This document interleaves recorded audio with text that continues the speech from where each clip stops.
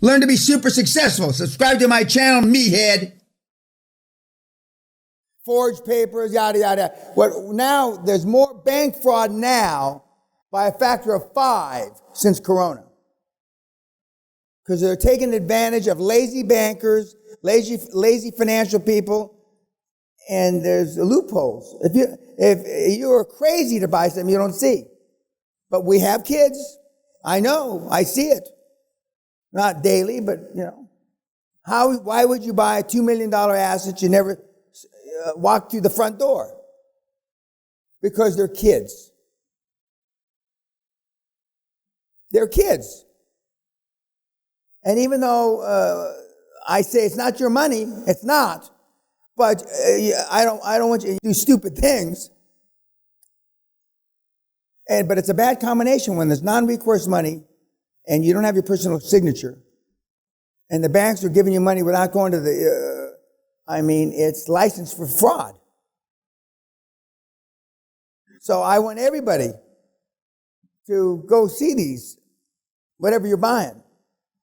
Because I know the bank will send somebody to see if there's assets there. It may not be their bank, they may hire somebody, but somebody is going to see if it's there. But to answer your question, now, for 50,000, 500,000, 800,000, but and I believe, or I know, pretty sure Corona's going to be here for a while, you're going to be buying multi-million-dollar assets, and somebody better have their ass there on the property. Because when they tell you, how are you going to prove, they show you numbers normally 30, 45 days old. They tell you that it's 75% occupied. How are you going to prove that? Unless you go and count all the bodies. Did I answer your question? So basically subject to what you're saying true. Yeah. Everything is always subject to due diligence and subject to finance. Everything.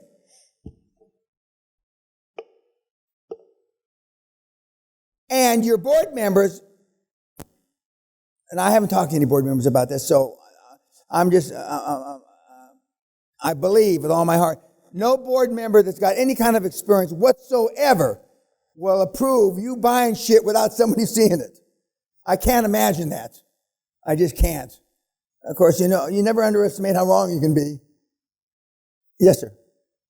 So when he was talking, he's the range changed. He said down to 1.5% cash flow ratio, and then you went up to... Oh, no, but he's buying shit at 1 or 2 times EBITDA.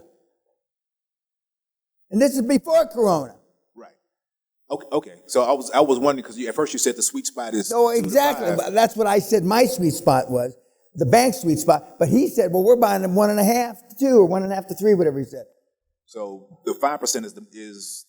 Oh, it's a done deal, slam dunk. But anything below that is good. Oh, yeah, it's a slam dunk deal. Money's not the problem. Well, first of all, you're the first problem. You, okay? Which I've pounded to death by now, okay? No matter what your ethnicity, you're the problem, okay?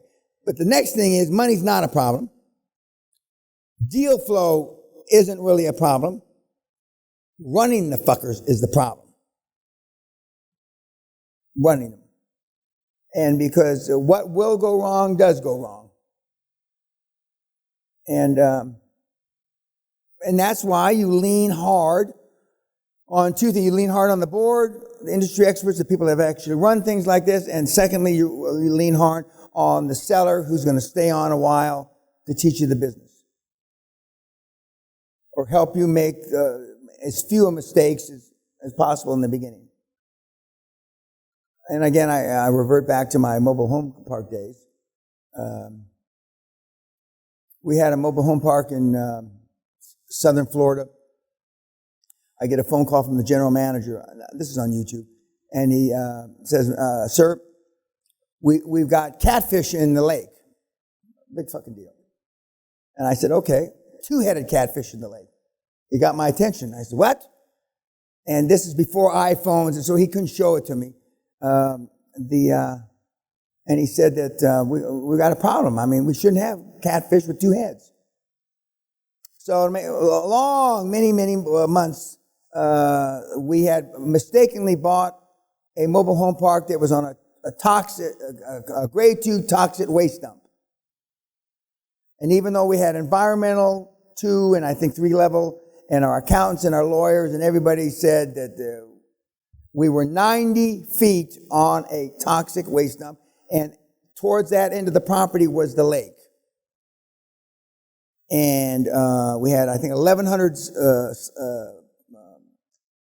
homes, and it was owned by Canadians to come down for the winter, and with their grandkids, etc. And so we had a big meeting of the owners, the renters, etc. And I had in a plastic bag of catfish with 2 heads. They didn't give a shit. We're not going to keep not going in the lake. That's your problem. You're the owner. And the whole deal unraveled. Of course, then the bank immediately starts to call the loan because they're worried about the liability of lawsuits. The accountants and the lawyers and the environmental company all pointed at this way at who's responsible, who fucked up. And but the people, I mean, you can't get people out of a mobile home park with dynamite. There's something about that white trash. All the stories about white trash are true. They're all true. But now,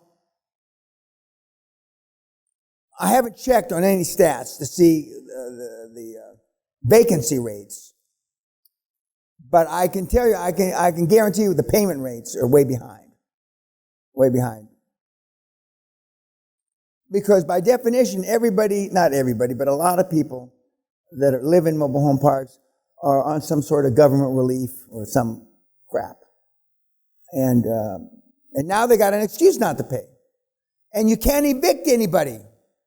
For those of you that had properties, trying to evict tenants, in some states, it's absolutely impossible. Impossible. Even when you go to court, it's impossible. And I'm sure that a lot of people are misusing the corona environment. It's a bad environment. I'm not trying to make light of it, guys. You know, and I don't really give a fuck if YouTube understands or not. But why not make hay while the sun shines? We're not doing any harm to anybody. And for Mr. Goody Two-Shoes here, we're actually, if you want to believe we're helping people, then by God, believe it. But we're helping us more. If a little ancillary fluff rolls over on they help them, fine. But I'm not here to help them. I'm here for you to line your pockets and put up fucking numbers. If you can't hit it out of the park, don't get in the fucking batter box, as far as I'm concerned. Or if at least you're not swinging for the fences, don't get in the goddamn batter's box. It doesn't cost any money to swing for the fence, other than personal embarrassment. And that's why you don't.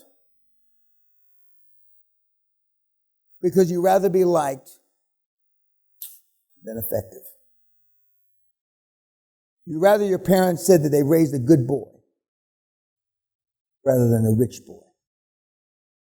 Which is so far beyond my comprehension, I can't even fucking imagine it.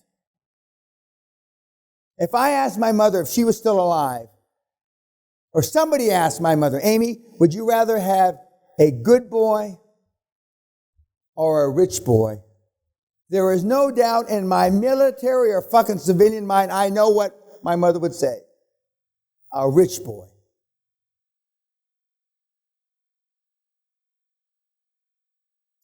And here we got a room full of good people. Ain't that sweet? Ain't that sweet?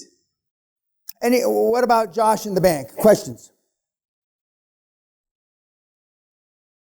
Other than it's easy peasy. Other than that, now see, you will never going to tell me it's easy peasy. You never, because by definition, that puts more onus back on you. Why did I flap my mouth about that?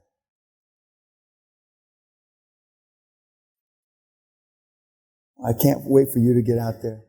I just can't fucking wait. He looks like a young Dracula, you know?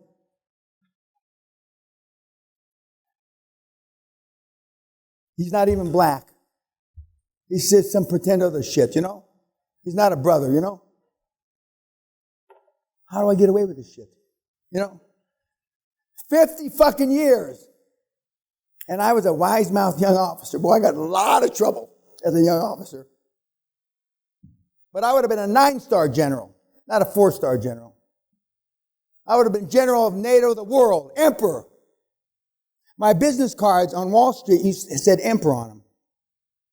And if you go to my office, when you go for the one-on-one, across from my office, when I have all my business cards listed, emperor. Because I ran around acting. The only thing I didn't do, and they gave it to me, they gave me a fucking, you know, one of those things like Caesar wore. Except it's stuck in my bald head, and so I never wore it. But anyway, I used to have a crown. Okay, anything else about Josh? Okay, I'll see you my 5:30 and my 6. It's over in the office. Look for Kim. Thank you very much. Good night, YouTube. And do not forsake me, oh Corona. Sing it, Dan, sing it.